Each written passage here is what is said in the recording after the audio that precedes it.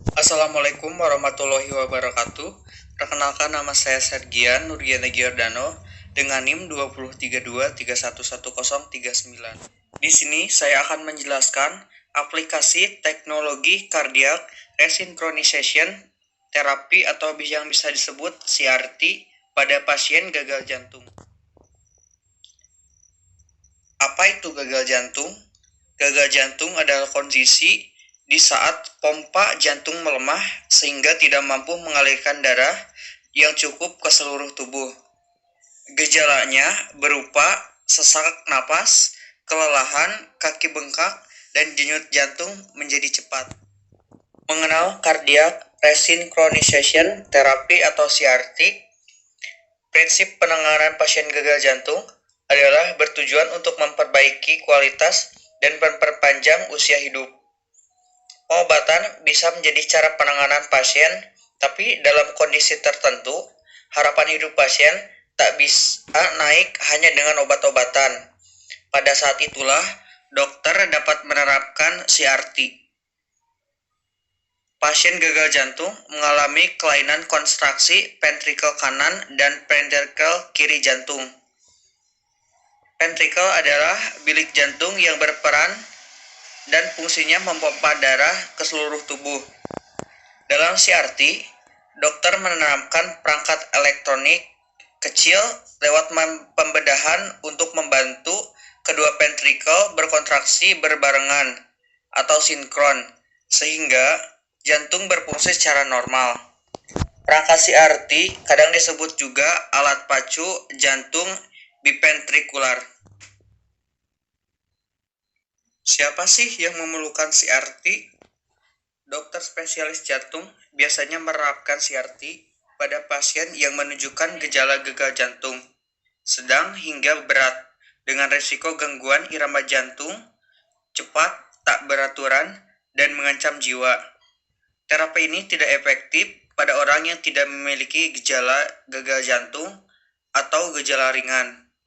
Terapi resinkronisasi ini juga tidak cocok bagi pasien yang belum sepenuhnya mendapatkan terapi obat-obatan untuk penyakitnya.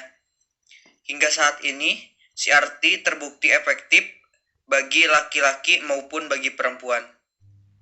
Secara umum, dokter dapat merekomendasikan cardiac resynchronization terapi karena yang pertama, menderita gejala jantung sedang hingga berat. Yang kedua, ventrikel tidak bekerja secara sinkron. Yang ketiga, hasil pemeriksaan penunjang jantung lemah atau terjadi pembengkakan. Yang keempat, obat-obatan dan perubahan gaya hidup tidak cukup efektif untuk mengendalikan gagal jantung. Mengapa sih memerlukan CRT? Pasien gagal jantung tidak sepenuhnya memerlukan CRT.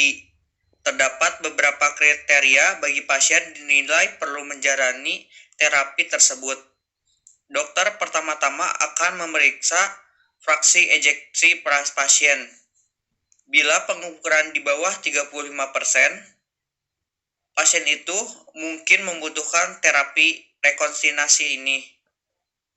Dokter juga harus memastikan gerakan ventrikel jantung tidak sinkron, sebab orang memerlukan CRT untuk kembali menyinkronkan gerakan ventrikel dan otot jantung sehingga pasokan darah ke semua organ tubuh tak tersendat.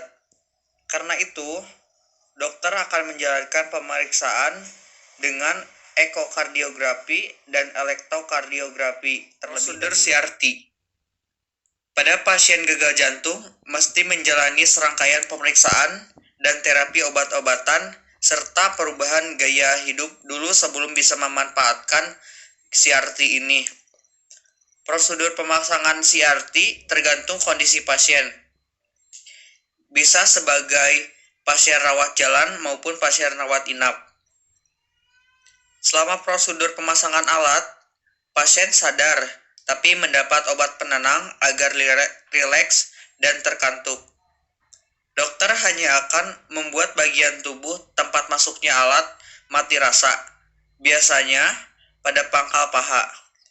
Tim dokter akan memantau jantung serta tekanan darah dan level oksigen sepanjang prosedur.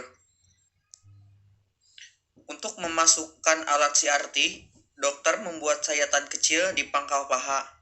Alat yang terdiri atas seperangkat baterai dan kabel itu ditempatkan ke jantung lewat pembuluh darah. Guna menuntun alat tepat ke jantung, dokter menggunakan sinar X. Dokter lantas mengetes alat itu dengan impuls listrik.